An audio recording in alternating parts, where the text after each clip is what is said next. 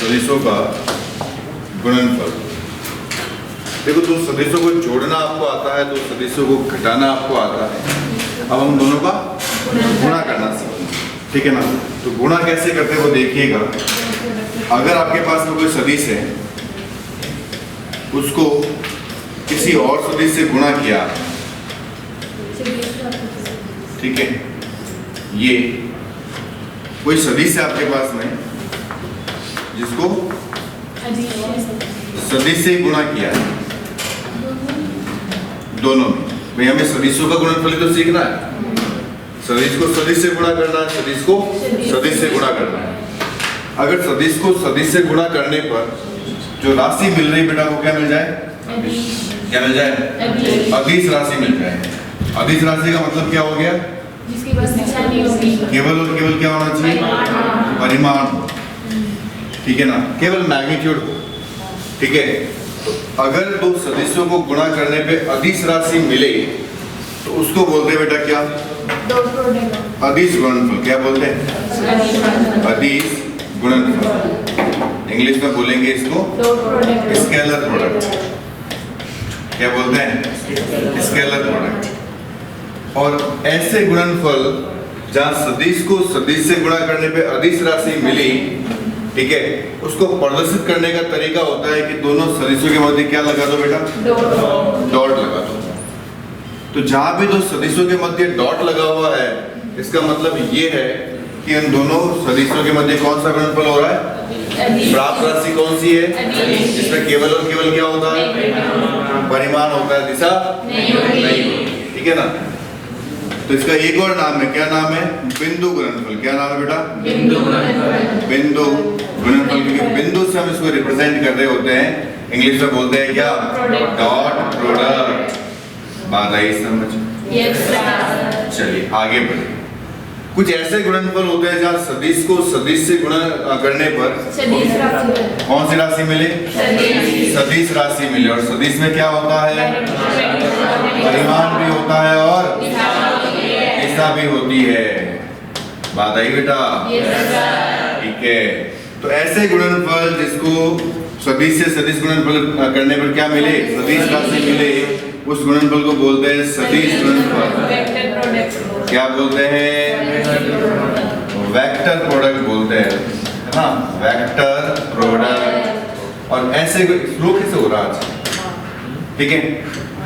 अब देखिए, सदिश राशि अगर आउटपुट में मिले तो ऐसे गुणनफल को रिप्रेजेंट करने के लिए हम दोनों सदिशों के मध्य काय का साइन लगाते हैं? क्रॉस लगाते हैं। क्या लगाते हैं? इसका एक और नाम है, क्या नाम है? क्रॉस गुणनफल। इंग्लिश में क्या बोलेंगे? Cross product. तो ये दो तरीके हैं सदिशों को गुणा करने के लिए, ठीक है। पहला तरीका तो ये रहा और दूसरा तरीका ये रहा। पहले वाले में क्या मिलता है? सदिश को सदिश से गुणा करने पर। और दूसरे वाले में क्या अदिश मिलेगा? उसका दूसरा नाम बिंदु गुणनफल। और जहाँ सदिश मिलेगा तो उसका नाम। अब एक एक करके हम इसको डिटेल में पढ़ेंगे और फिर इसको डिटेल में पढ़ेंगे। स्टार्ट करें? Yes sir. तो देखिए, स्टार्ट करते हैं, एक साथ लिख देंगे। तो सबसे पहले हम स्टार्ट कर रहे हैं बेटा क्या? अदिश गुणनफल। क्या स्टार्ट कर रहे हैं? अदिश गुणनफल का एक और नाम डॉट प्रोडक्ट, ठीक है। ये लो डॉट प्रोडक्ट। अब एक बच्चे से पूछने वाला, अदिश गुणनफल में जो प्राप्त राशि होती है वो कौन सी राशि है? दो सदिशों के बीच में मैंने अदिश गुणनफल किया है, तो कौन सी राशि मिलेगी? अदिश की सदिश। अदिश में क्या होता है? परिमाण होता है, दिशा नहीं होती। क्यों नहीं होती? ठीक है। ए ये कोई एक वेक्टर है बेटा, और ये दूसरा वेक्टर बी वेक्टर है। इन दोनों का कौन सा गुणनफल करना है? Dot product. तो क्या आएगा result? A b cos theta. A क्या है बेटा? ए वेक्टर का परिमाण। बी क्या है? थीटा क्या है? किनके बीच का? ए वेक्टर और बी वेक्टर के मध्य का कोण कितना है? थीटा। तो थीटा हो गया बेटा ए वेक्टर व बी वेक्टर के मध्य का कोण।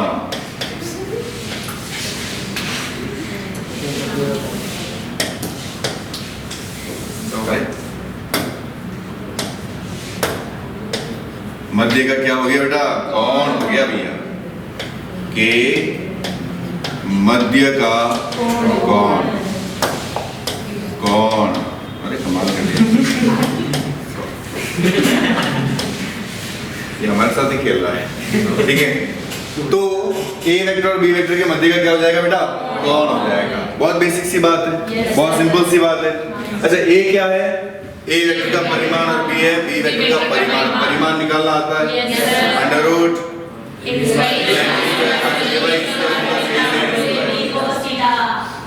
अरे को तुम अलग ही तो ये होता है बेटा। देखो परिमाण ऐसे निकालते हैं, ये आपने पढ़ा होगा वैसे शुरू में। जैसे ए वेक्टर आपको दे रखा है बेटा ए एक्स आई कैप, ए वाई जे कैप, ए जेड के कैप। तो ये जो होता है बेटा ये होता है ए वेक्टर का एक्स घटक, वाई घटक, जेड घटक। और इसका परिमाण कैसे निकालेंगे? रूट लगाओ आई कैप के गुणांक का स्क्वायर, जे कैप के गुणांक का स्क्वायर एंड ए जेड का स्क्वायर। ऐसे तो निकालते हैं परिमाण, सबको पता है। बी वेक्टर का अगर मैं तो परिमाण निकालना तो भी निकाल दोगे, bx square plus by square plus वो आता है, ठीक है। इतना सा तो है। दिस वन पर अब इसके हैं 7 केस, वो सातों के सातों केस हम एक साथ पढ़ेंगे। तो पहला केस क्या है बेटा वो देखना। कभी आपने इकाई सदिश पढ़ा है? क्या होता है बेटा इकाई सदिश? इसका परिमाण केवल और केवल दिशा बताने के काम आता है। सदिशों के बुजुर्ग लोग ही हैं, ठीक है ना। कौन से लोग हैं? बुजुर्ग, इनका काम ही है दिशा बताना, बस उधर जा उधर जा इधर जा। तो एक्स दिशा को अगर कोई बताना तो कौन सा बुजुर्ग आएगा? आई कैप आएगा। वाई दिशा को बताने वाला कौन है? जेड दिशा को बताने वाला कौन है?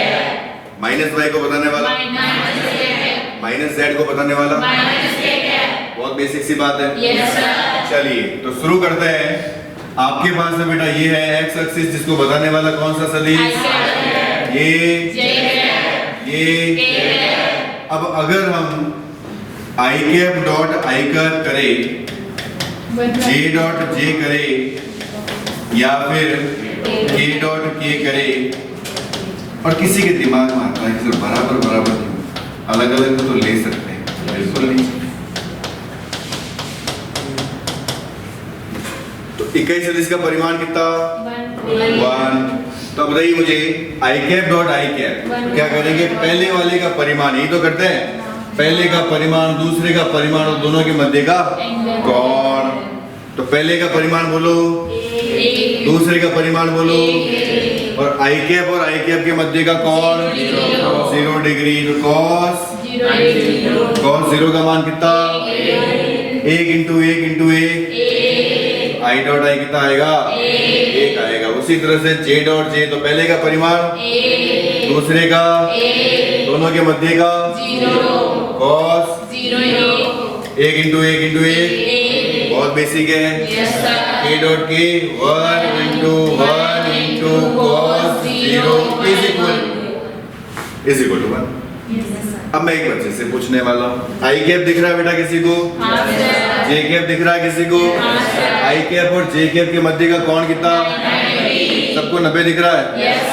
90 का मान 0, सबको पता है। आई पहले का परिमाण दूसरे का परिमाण और दोनों के मध्य का कोण cos 90 का मान 0।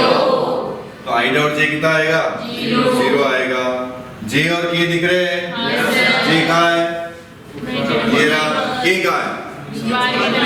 ये बाहर की तरफ ये के है, तो ये तो है जे और ये है के। इनके मध्य का कोण कितना?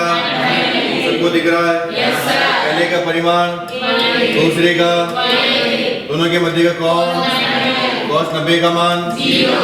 पहले का परिमाण दूसरे का दोनों के मध्य का कौन? cos 90 सिंपल हो गया। आगे अगर हम बढ़े तो देखना केस नंबर 2 की बात करते हैं।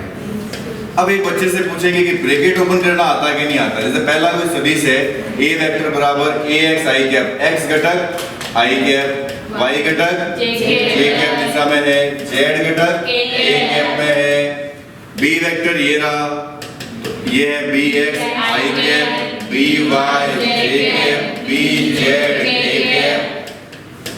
बेसिक है। अब अगर आपसे कोई कहे कि a vector dot b vector करके बताना तो a वेक्टर कौन है बेटा?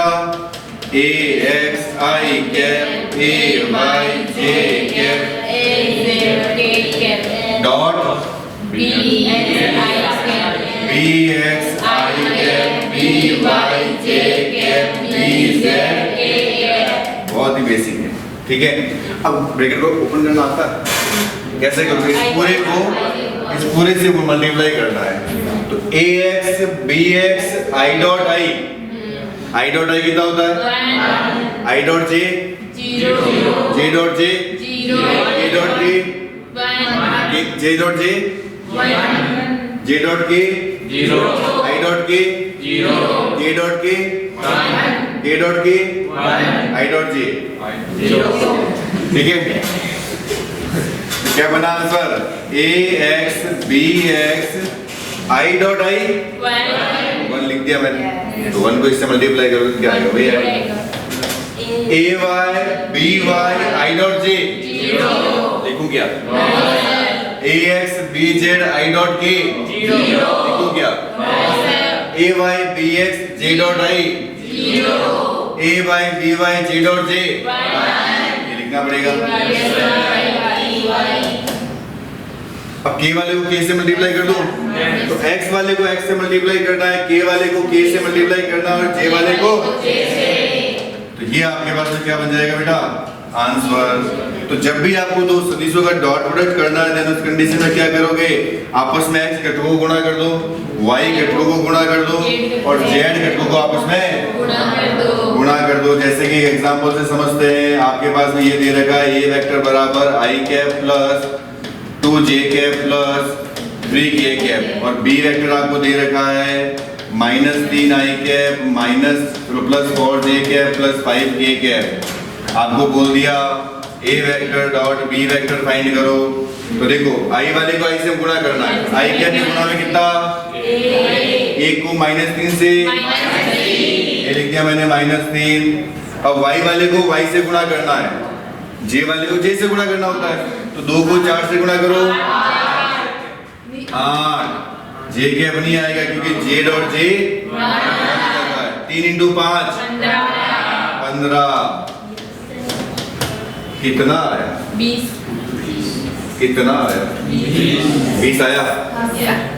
तो ये आ गया बेटा 20 आया। बहुत बेसिक सा फंडा है, बहुत बेसिक है। तो इस तरह से हम बातें कर सकते हैं, बहुत बेसिक से। आगे बढ़े, इसे परमानेंट क्लास करना चाहिए। चलिए, केस नंबर कितने हो गए बेटा?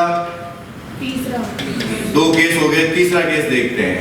जब भी आपको दो सदिशों के मध्य का कोण ज्ञात करना है, किनके मध्य का कोण? दो सदिशों के मध्य का कोण। तो जब भी दो सदिशों के मध्य का कोण ज्ञात करना था, आपको क्या करोगे? a vector dot b vector is equal to ab cos theta. बेटा थीटा क्या है? ये तो ज्ञात करना है। क्या आएगा? a vector dot b vector upon ab। बात आई समझ में? और cos थीटा बराबर आ जाएगा a vector dot b vector upon ab। ये थीटा निकालने का एक तरीका है। आगे केस नंबर 4 की बात भी कर लेते हैं बेटा। दो लंबवत सदिश है। लंबवत का मतलब समझते हो? तो दो लंबवत सदिशों के लिए बताओ दोनों के मध्य का कोण कितना? ये a वेक्टर है और ये b वेक्टर है, मध्य का कोण कितना दिख रहा है? थीटा की वैल्यू कितनी हो गई 90। तो a vector dot b vector is equal to a b cos theta की वैल्यू कितनी कॉस 90 का मान पूरा फाइनली क्या आया a vector dot b vector is equal to तो लंबवत सदिशों का डॉट प्रोडक्ट क्या होता है हमेशा दो लंबवत सदिशों का डॉट प्रोडक्ट हमेशा क्या होता है बोलना नहीं है ठीक है ना कभी मत बोल जाना। अब देखो एग्जांपल समझते हैं इसके जैसे ये वेक्टर है बेटा a i cap plus a j cap plus 2k cap b vector आपको दे रखा है a i cap minus 3j cap plus 4k cap और क्वेश्चन में बोला क्या ए वेक्टर और बी वेक्टर क्या एक दूसरे के डॉट प्रोडक्ट 0 हो गया लंबवत है तो डॉट प्रोडक्ट क्या हो जाना चाहिए 0 हो जाना चाहिए तो कर लीजिए 0। तो अब एक बच्चे से मैं पूछने वाला हूँ बता बेटा डॉट कैसे करेंगे आई वाले की गुणांक को आई वाले के गुणांक से मल्टीप्लाई करेंगे तो ए को ए से गुणा करोगे तो ए का स्क्वायर ए को -3 से गुणा करोगे तो -3 ए 2 को 4 से गुणा करोगे तो 8 और डॉट प्रोडक्ट क्या होना चाहिए जब दोनों लंबवत हो तो ये लिख दिया मैंने 0। अब इसको सॉल्व करना है ठीक है तो क्या ये सॉल्व करना आता है कैसे करोगे इसको क्या ये द्विघात समीकरण बन रही है द्विघात समीकरण सॉल्व करना आता है कैसे करते हैं धनाचार्य फॉर्मूले को याद करते हैं ठीक है ना याद कर लो धनाचार्य को तो देखो ये कर लो क्या ये वाला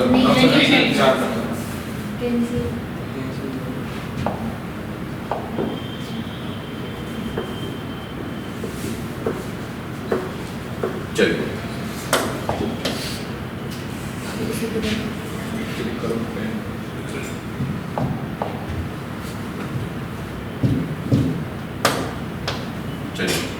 तो किससे करेंगे धराचार्य फॉर्मूले से करेंगे तो बताइए धराचार्य सूत्र क्या होता है बेटा x is equal to minus b plus minus root b square minus 4ac upon 2a यही तो होता है चलिए तो माइनस में की वैल्यू बोलो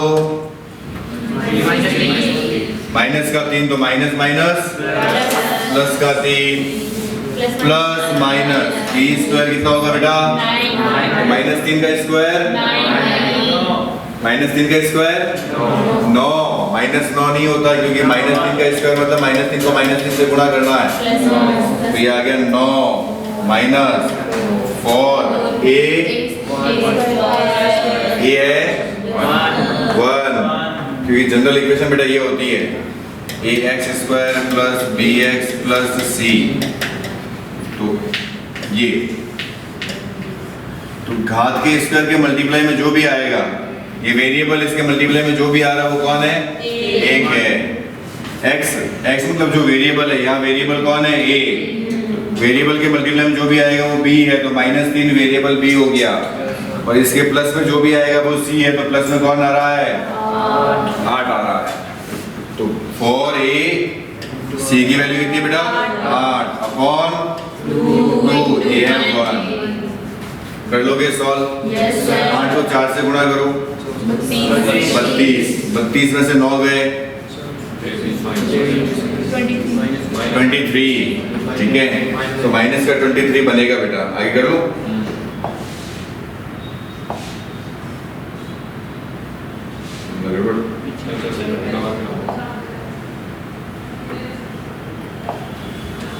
तो ये बना a is equal to minus minus plus minus root of -23 upon 2। अब एक बार प्लस ले लो और एक बार माइनस ले लो रूट में माइनस कभी आता नहीं है बताइए आपको लेकिन नॉन मेडिकल में हमें पता है कि -1 को हम आयोटा लिखते हैं आपके ऐसे आयोटा वाली टर्म्स नहीं आएगी आपके प्रॉपर आएगी ठीक है ना तरीका मैंने बता दिया कि इस तरीके से आपको सॉल्व करना है ठीक है ना आपके रूट में कभी भी माइनस नहीं आएगा ठीक है ना मैंने देखो एग्जांपल लिया और बन गया माइनस में क्या करना ठीक है मैटर समझ में आ गई बात कि जब भी लोग लंबवत सदिश होगी तो उसका डॉट क्या होने वाला है, जीरो होने वाला है। इस तरह से